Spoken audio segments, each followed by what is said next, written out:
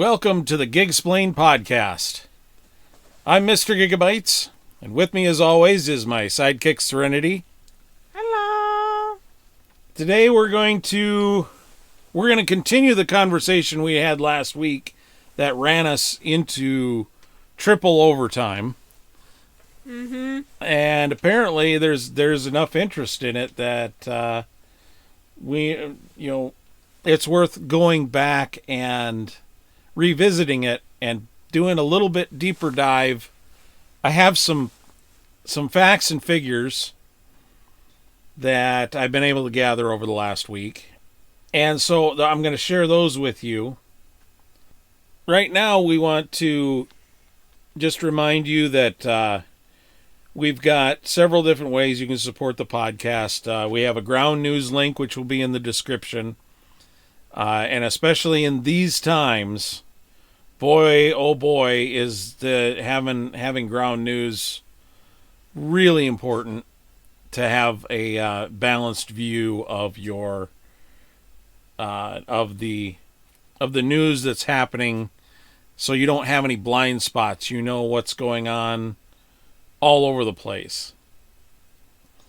We also have a Patreon, which is patreon.com/Gigsplained. We have our, I guess you'd call it a sponsor, quote unquote, which is gigabookspress.com, where we have some small guides that for sale and whatnot. And at least last time I checked, we still have a store, I think. You think? I think. It's not very convincing. Yeah, I know. Because it's like gigsplained.printify.me. Let's just make sure we still have it, because I have no idea. They sent me an email a while ago, and oh yeah, it's still there. That's awesome. There was some kind of thing where there were updated terms or whatever, and I had to accept them by a certain time, so I must have done that. It's been busy, so I haven't had time. And your shirt's still there. Yay! I want that shirt. So if you want to have a moment of serenity, go to our site and get one for yourself. I want that shirt. Yeah, we should probably get you that shirt. Yes. Yeah, but I got you the Section 31 shirt with Giorgio on it. So that's... Yeah, but this is me we're talking about right now, not Giorgio.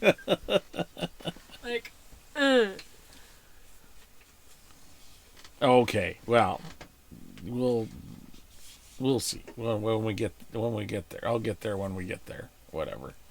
Something. I don't know what I'm trying to say. Honestly. So... And I already know we're going to have to make a few cuts to this intro because I was looking that up. But anyway. So let's go back here and go to the dashboard. But yeah, like 30 people, 29 people watched the last one. And that was super, super long. So if it helped you kill a couple, an hour and 45 minutes or whatever, that's the longest podcast we ever did. Very long. There was just too much to get through.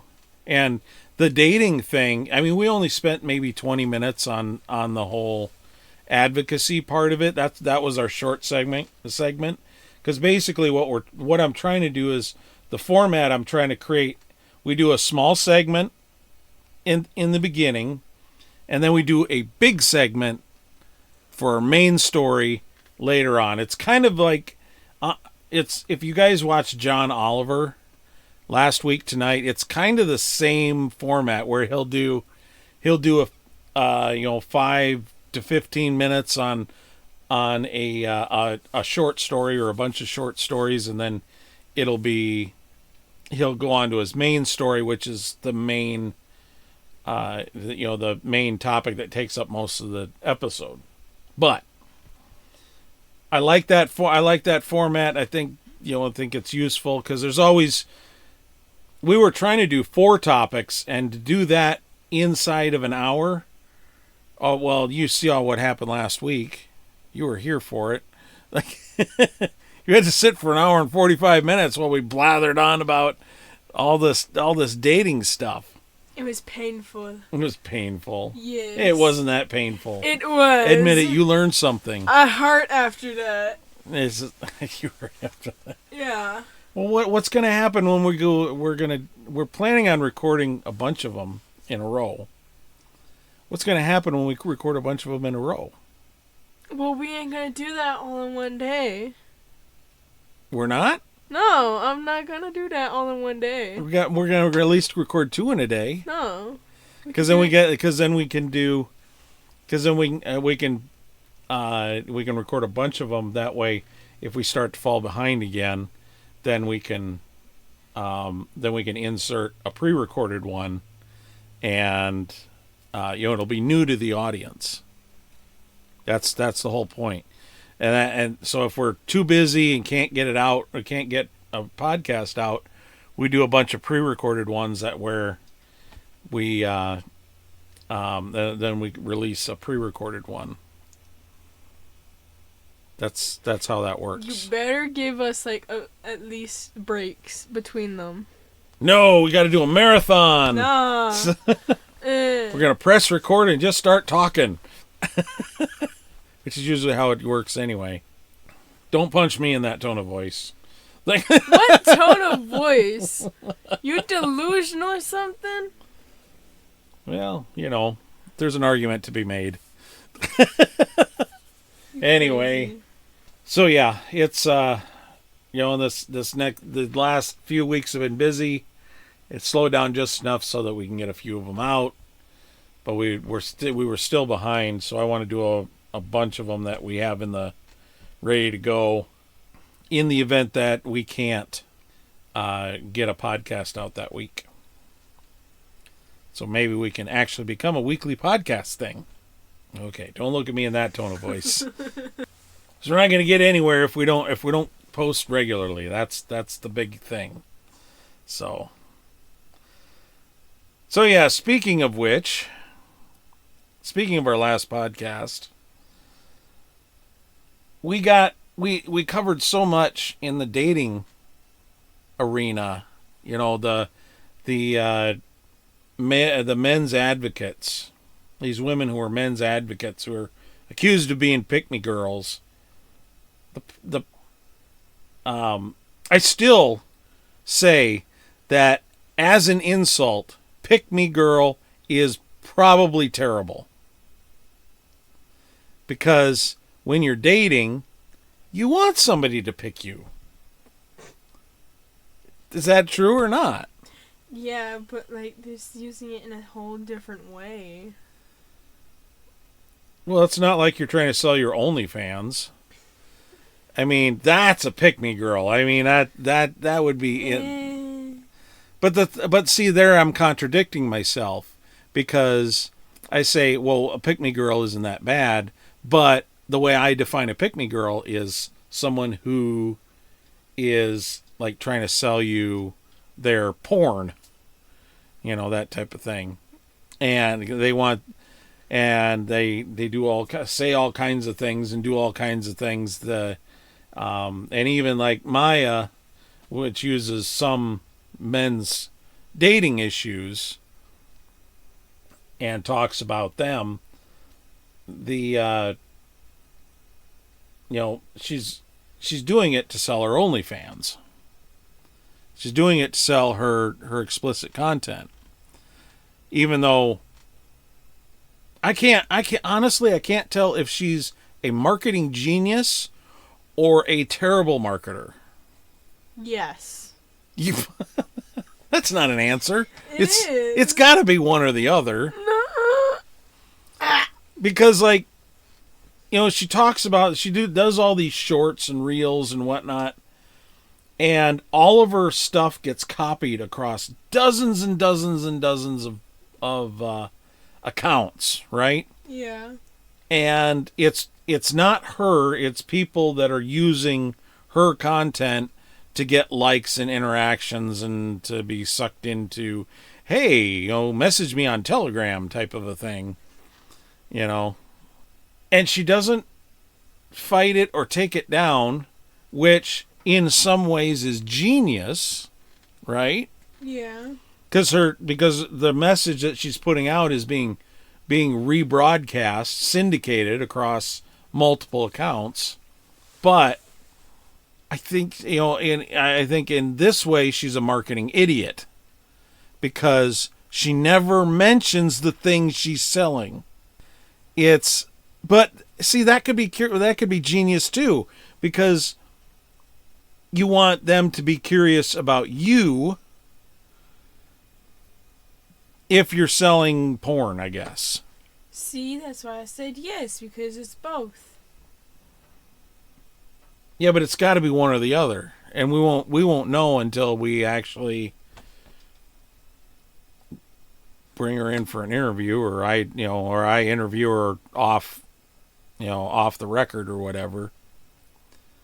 Good luck with that. Yeah, well, and that's just it too. Like, you can go to her different accounts, and she's got a few of them. There is a legitimate Facebook account. There is a legitimate Instagram account. There is a legitimate X account. There's 2 legitimate X accounts. There are TikTok accounts. The problem is she's been fairly explicit, saying that she only interacts through her own website. Her website, she has registered through GoDaddy. What kind of app is that? It's not an app. It's a registrar. It's a web address registrar. And I use GoDaddy. That's a weird name. It is a weird name, but they've been around for a very long time, and they're very trustworthy, and they provide a lot of services, and that's why I go through them.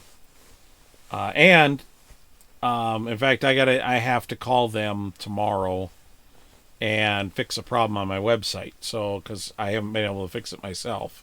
Oh. Which I feel I'm falling down there a little bit, because I should know how to fix it, but I haven't been able to. I've tried a few different things, and I still can't fix it.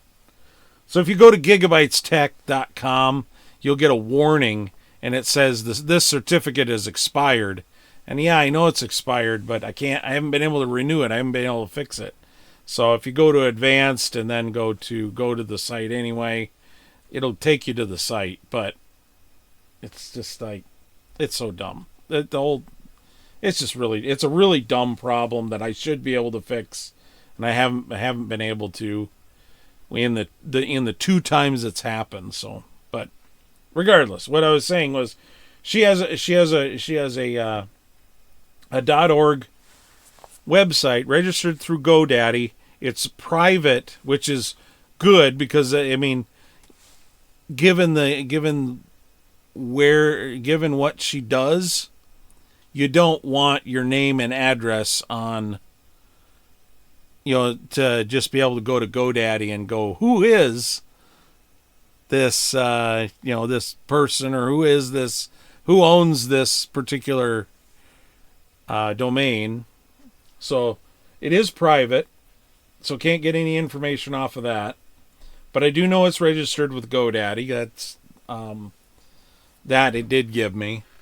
And when I went to the site, went to her site, it sucked donkey do.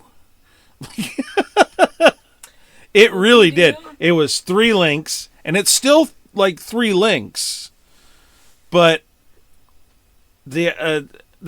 she's since put up like pictures and stuff like that on it. But the web address points to a Linktree web page. And what Linktree is basically, it creates a really basic website. You put in a link, and you can customize it a little bit, but basically all it is a page full of links. So if we want, like, if you go down into our description, and you'll see a whole bunch of links.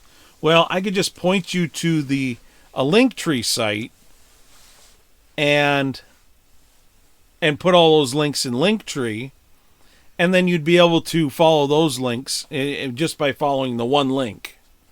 Dang. So which is neat, except I can do that with a web page.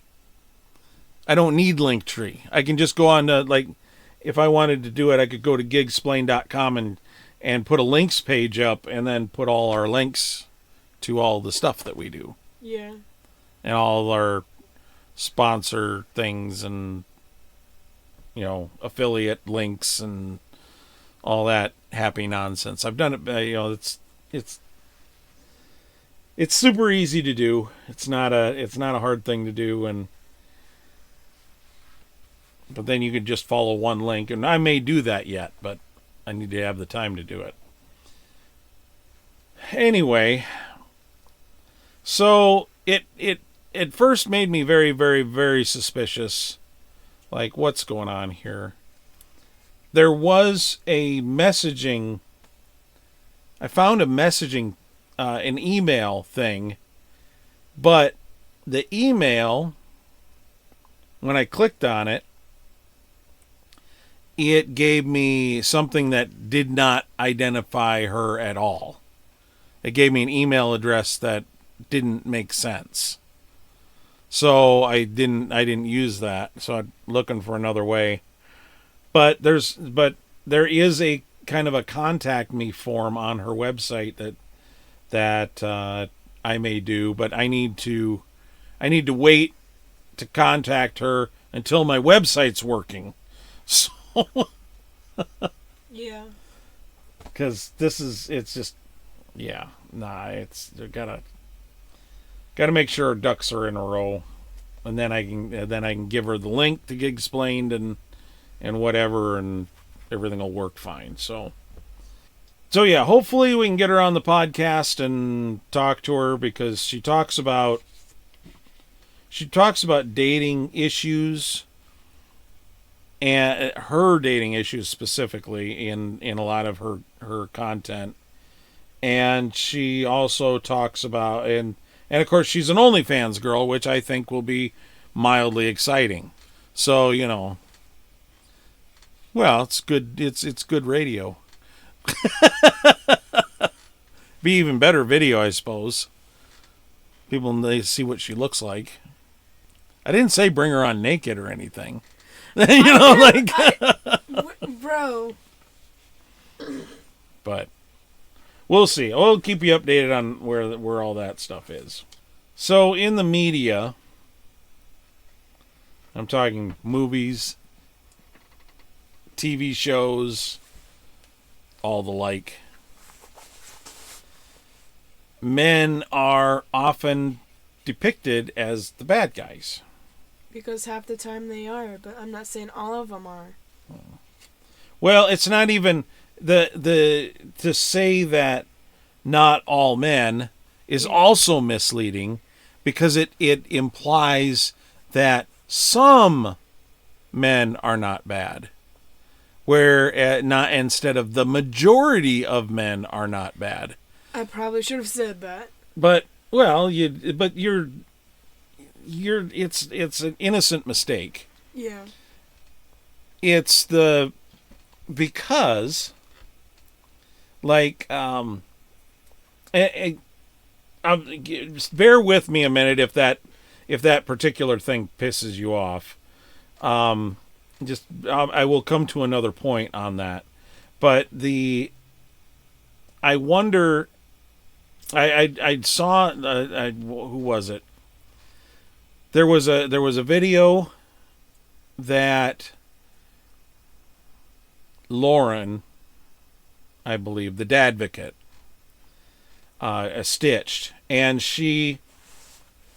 they were talking about how all men are rapists and all men are whatever. It wasn't one that you've seen, and Lauren said, or maybe it wasn't Lauren. Maybe it was the Lady J. One of the two. One of the two. Anyway, it doesn't really matter. No, it doesn't matter for this point. And so somebody was saying all men are rapists at heart, and all men are, It's just such a big problem. It basically they're making the poison Skittle argument. There are 100 Skittles in the bowl, and one of them will make you very sick.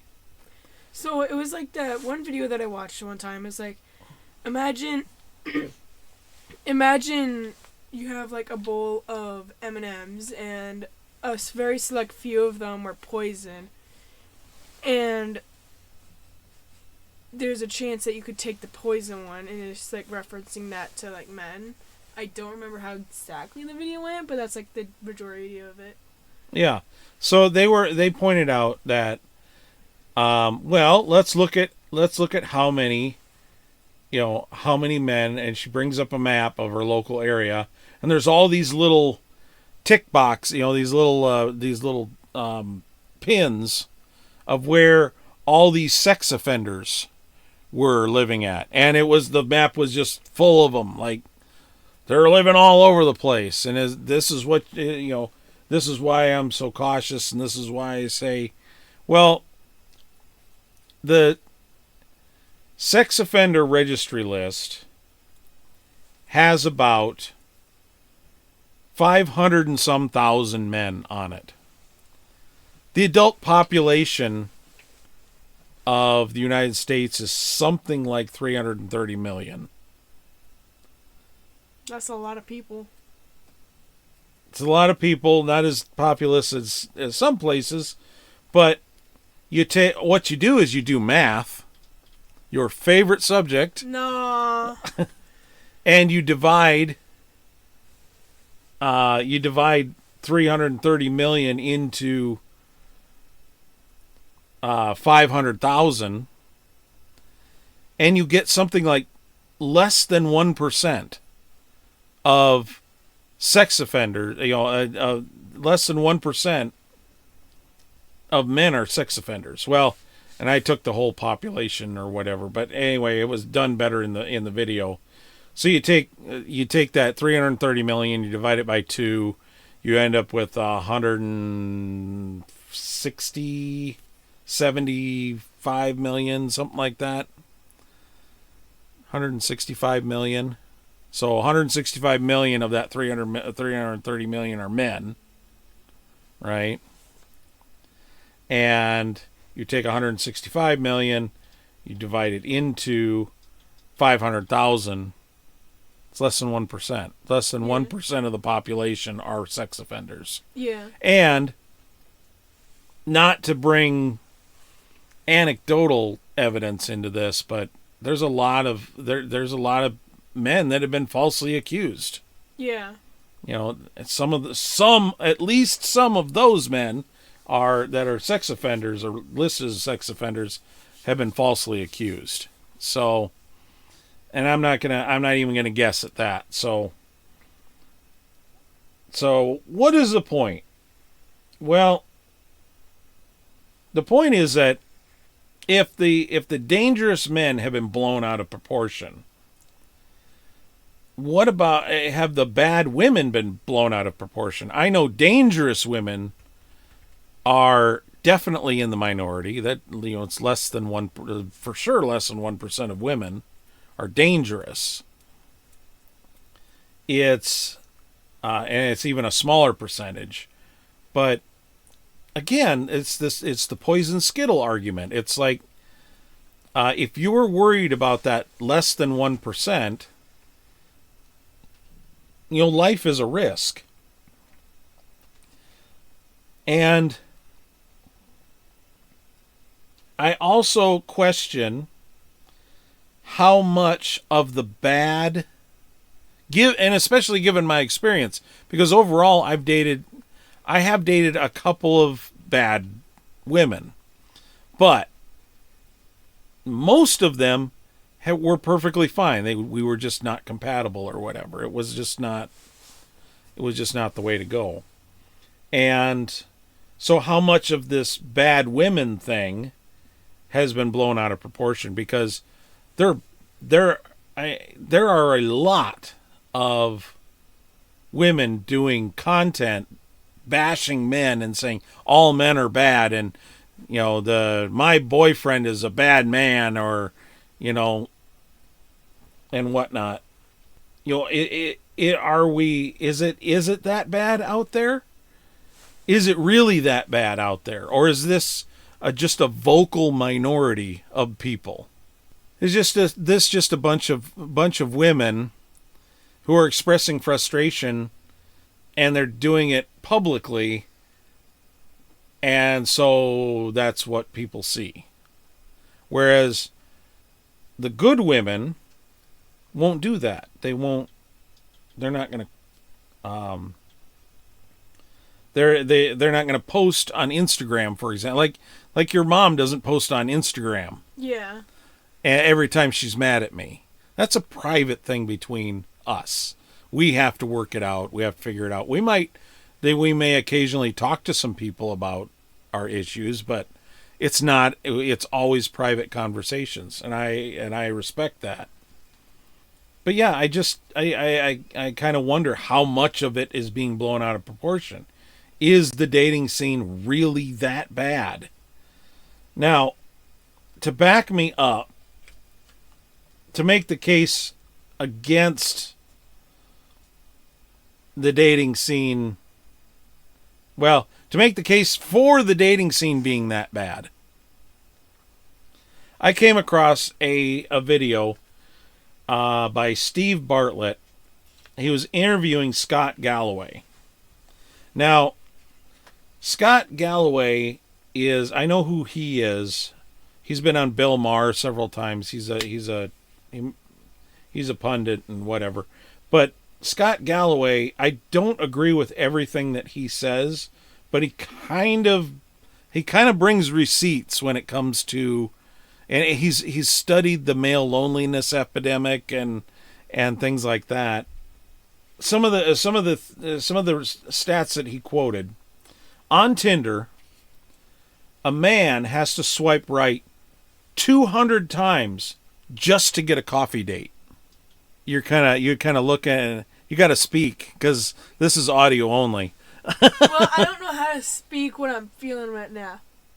Well, what is it like you? Because you reacted to it. I can see you react. Well, no duh, you're right here, right next to me. Yeah, see, but you have to talk to the audience. I know. I'm not stupid. He has to swipe right 200 times just to get a coffee date. That's honestly crazy. It is. I never. Well, Tinder works differently than other apps that I've used, but so. Oh, I forgot you use dating apps. Yeah, I did. Let's say 16, 17 years ago.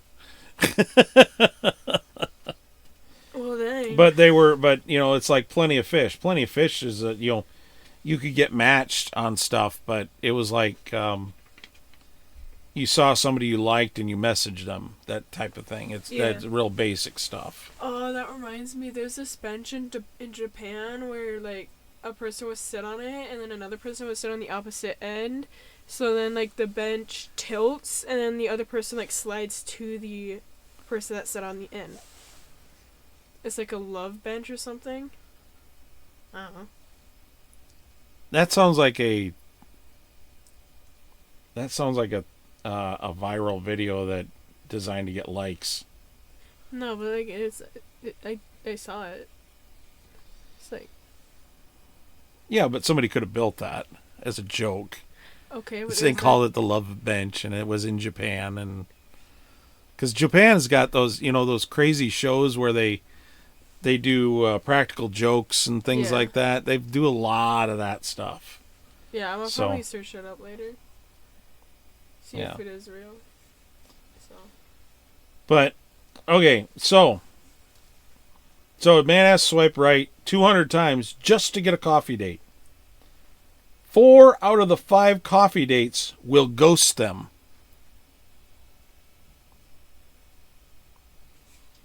Which means men have to swipe right on 1,000 women just to get one coffee date. I mean, so that you can go meet the person and get to know them.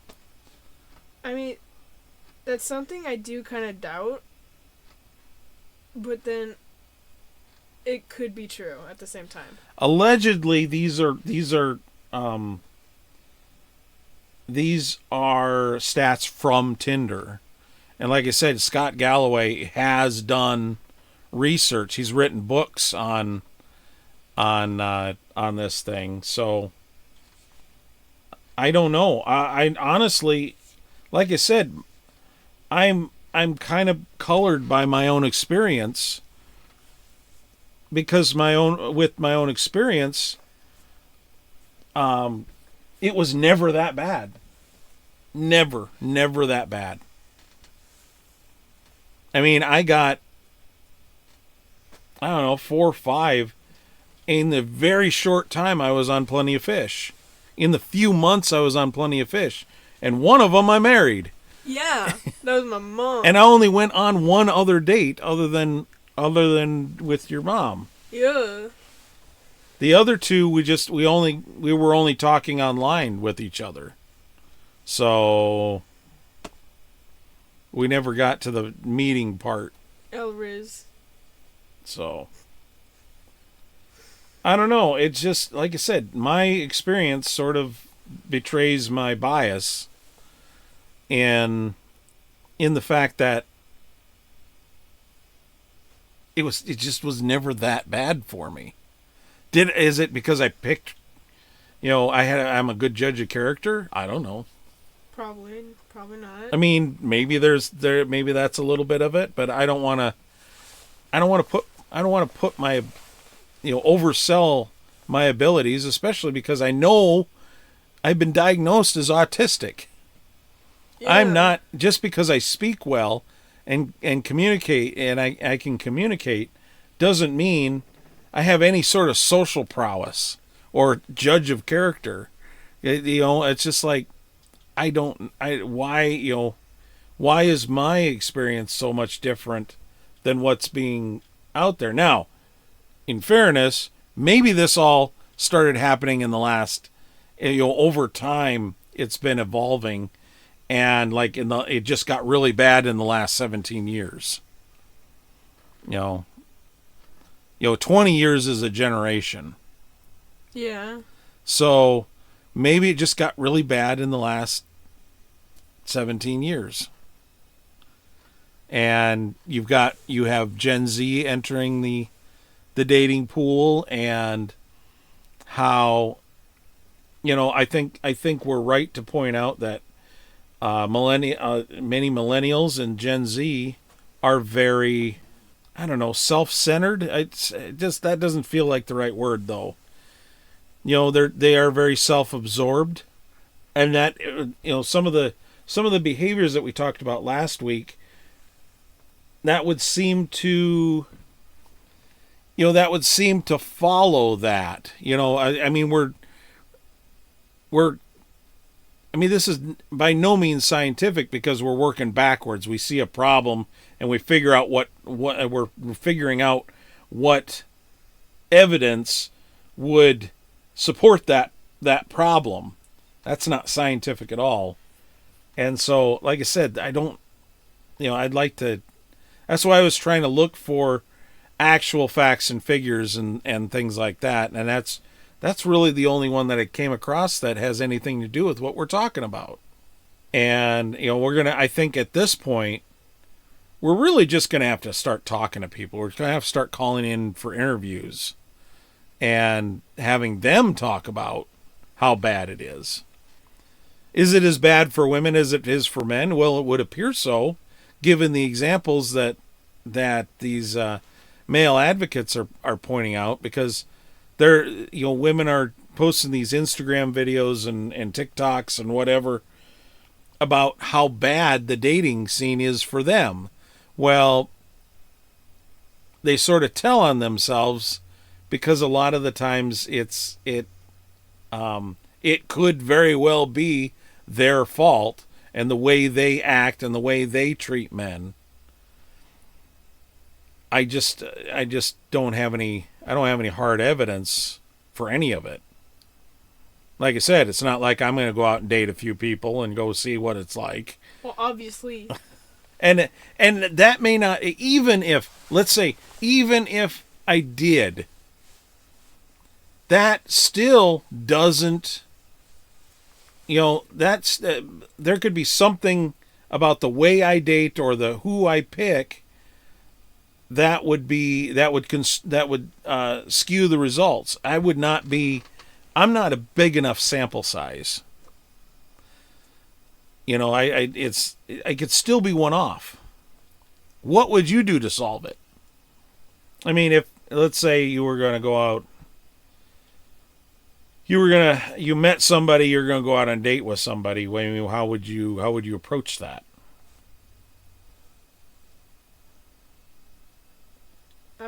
You both agreed to the date, assuming you're both going to show up, because why would you ghost somebody if you agreed to a date? Yeah. But then again, that happens to a lot of people.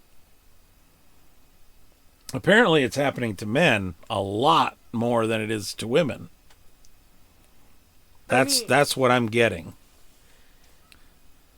But let's just assume that you both agreed to the date, you both agreed to go to the date. How would you behave on it? What would you do on a date with somebody? I'd be super awkward. Well, who isn't? Like, he's probably going to be super awkward with you, too. Honestly, with the way I behave in school, I'd also probably be, like, super very silent. Unless I actually knew him, like a friend. But if this is, like, a guy that's like, oh, let's go on a date, see how compatible we are and something, I'd be, like,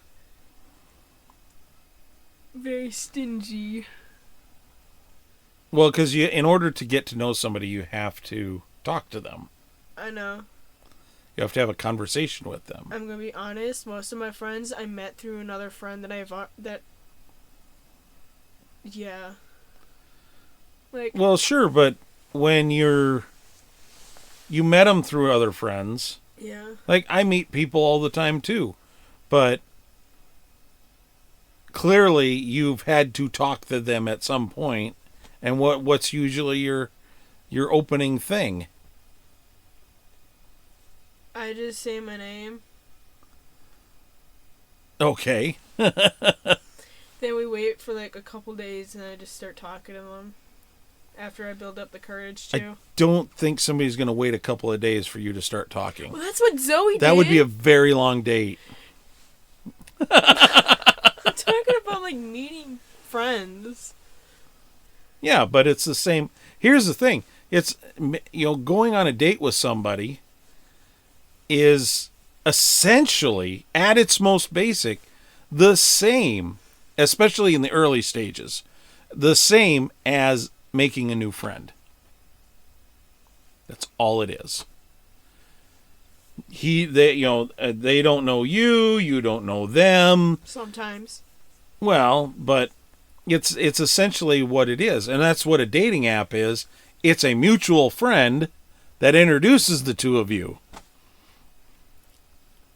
There really is no difference between between going on a first date and meeting somebody for the first time, because that's exactly what it is. So we're calling apps friends now? Well, but but they serve the same function as meeting somebody through a mutual friend. True.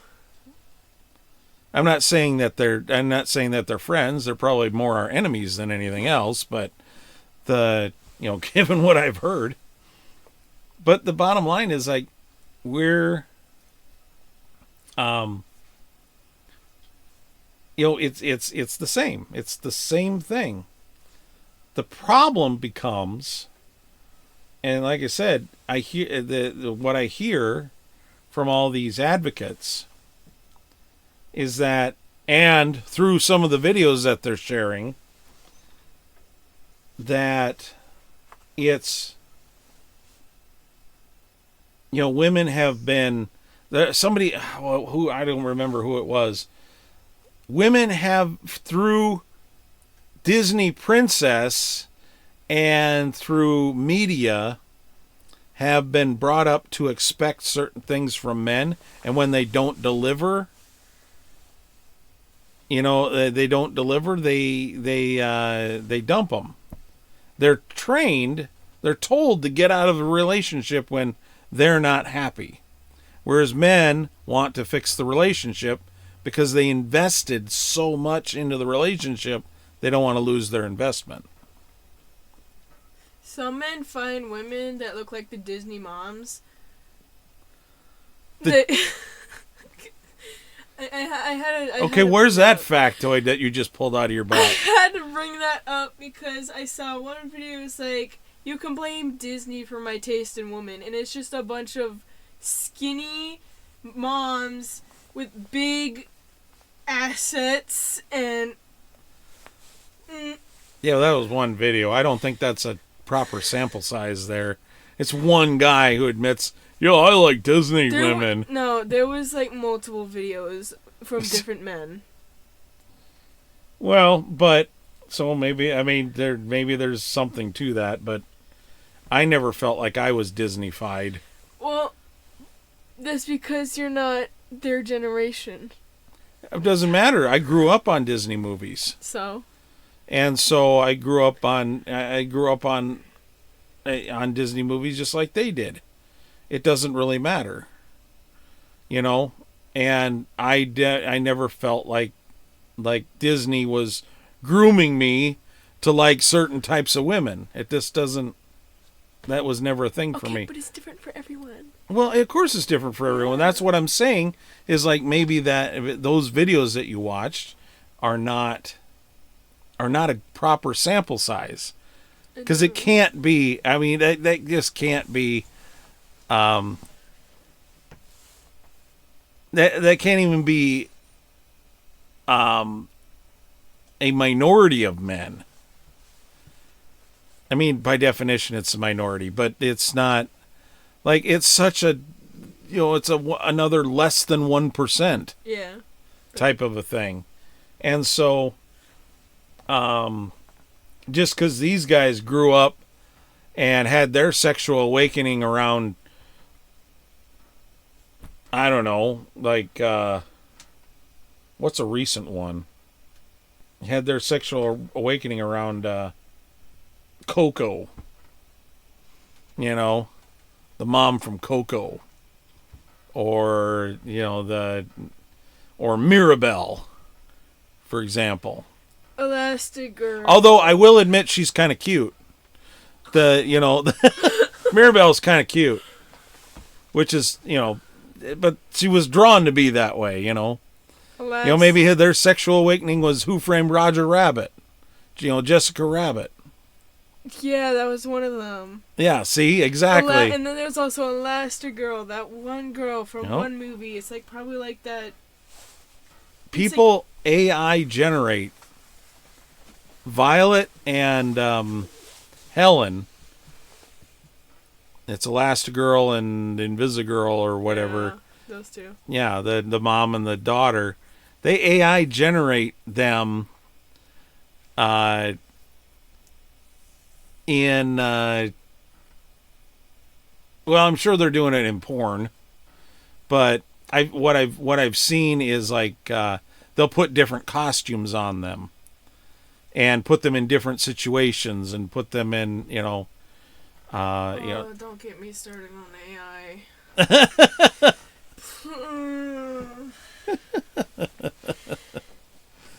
Why? What's wrong with AI? When it's innocent and you're not trying to fool anybody. Yes, that's fine. Okay. But then these live streams that randomly pop up on my For You page have Donald Trump going to the bathroom in a jail and then suddenly exploding. Pooping in a golf hole? On a golf course or something? No, not that. Not that? And then, of course, there's other, like, famous people, like, doing the same thing, and it's obviously, like, it's so much brain rot, I can't handle it.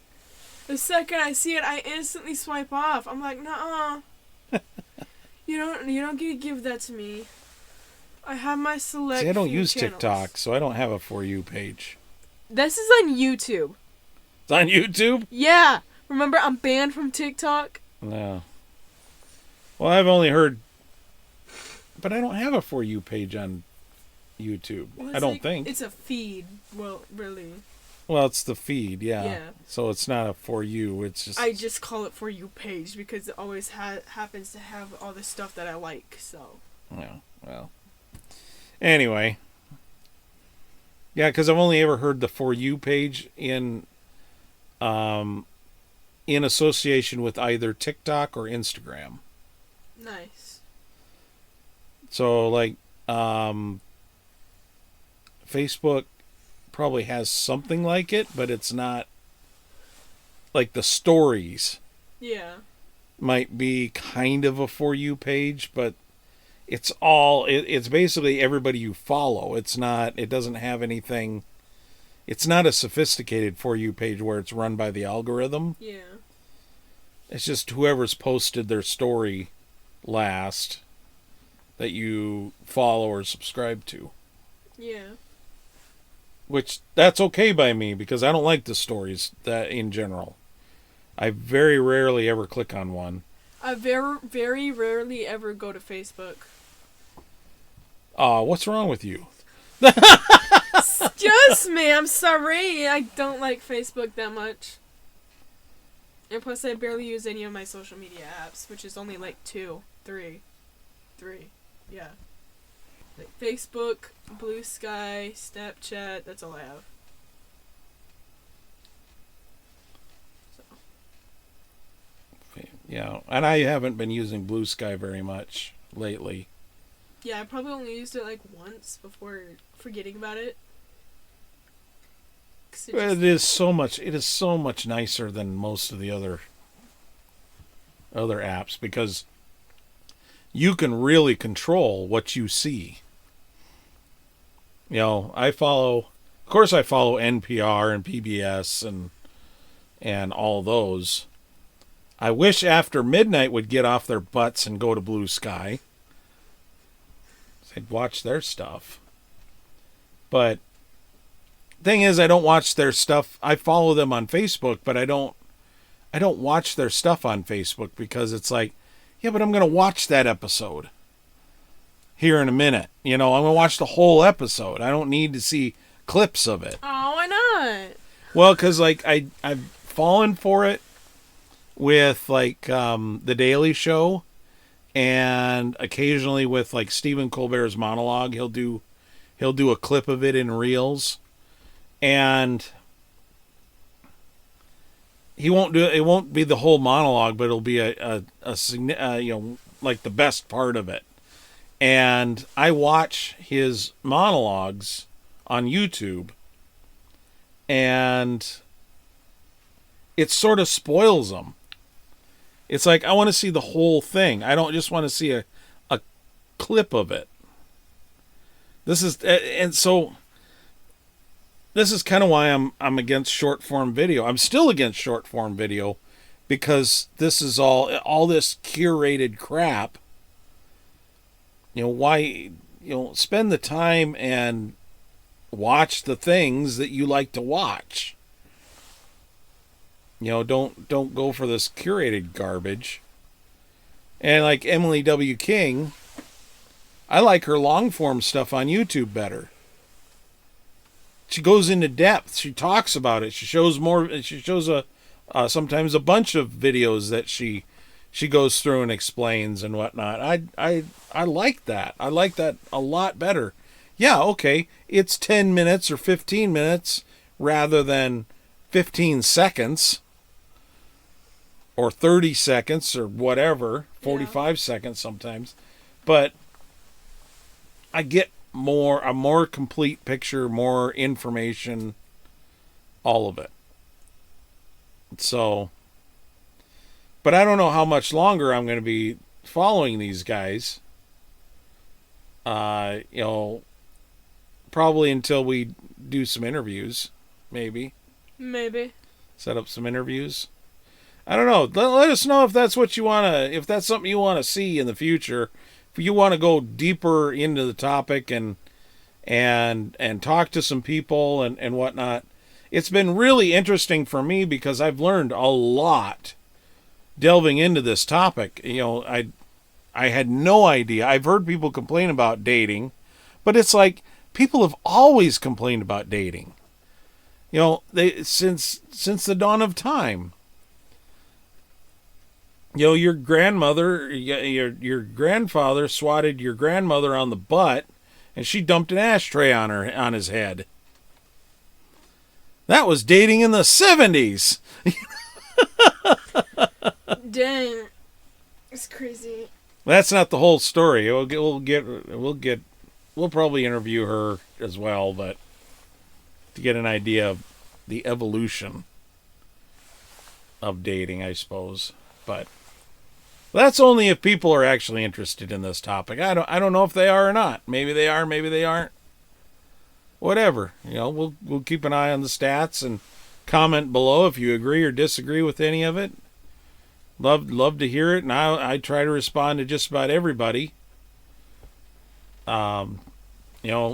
Even if it's just a like or a quick comment back. I don't typically answer questions, but I will. If you have something you want to say and I either agree or disagree with it, I'll usually engage with it. So, but just make sure you got your ducks in a row.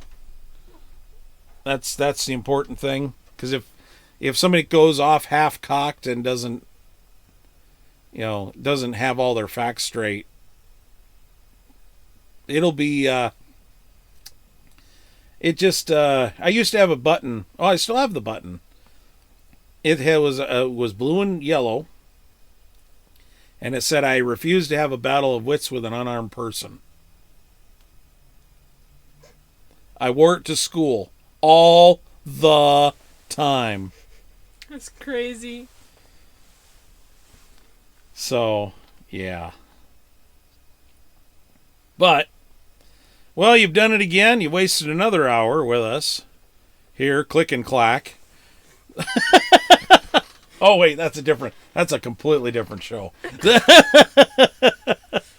You crazy. Well, that was like Car Talk or something like that. Yeah, Car Talk with Click and Clack, the Tappick brothers. Nice. That was on NPR for the longest time, and I think one brother died many years ago, and the other, I don't know if the other brother's still around or not. I don't think so, but again, let's not get off on a tangent talking about car repair. But so, but next week, I think what we're gonna do, and I bet I can guess your reaction to this. Don't look at me in that tone of voice. We are going to go through the 28 conspiracy. The what? The 28 conspiracy. It proves beyond a shadow of a doubt that we're living in a simulation. Or does it? Bro. I went through it with you and April. Have you? Yeah. Yep. 13 times 7. Oh.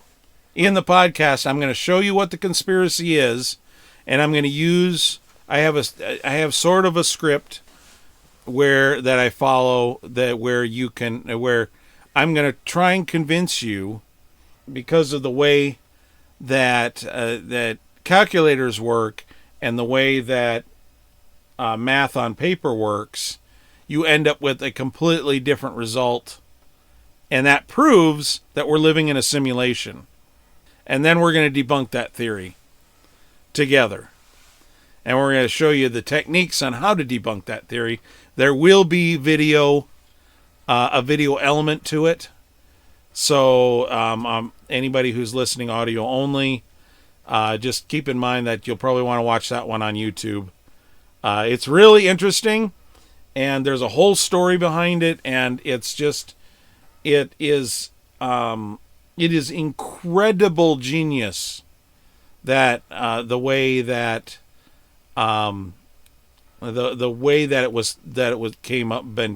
it had been come up with. So yeah, I'm going to tell you about the conspiracy. I'm going to sell you on it best I can, and then we'll walk through it together and debunk it. Now that we've hit an hour, I was trying to make this 45 minutes because I didn't have a ton, because we just got done with this topic, but it was basically stuff we never covered in the last one because we ran way over time. But yeah, so I've been Mr. Gigabytes, and it's Sidekick Serenity. Oh, don't sound too enthused. We'll see you in the next one. Bye-bye.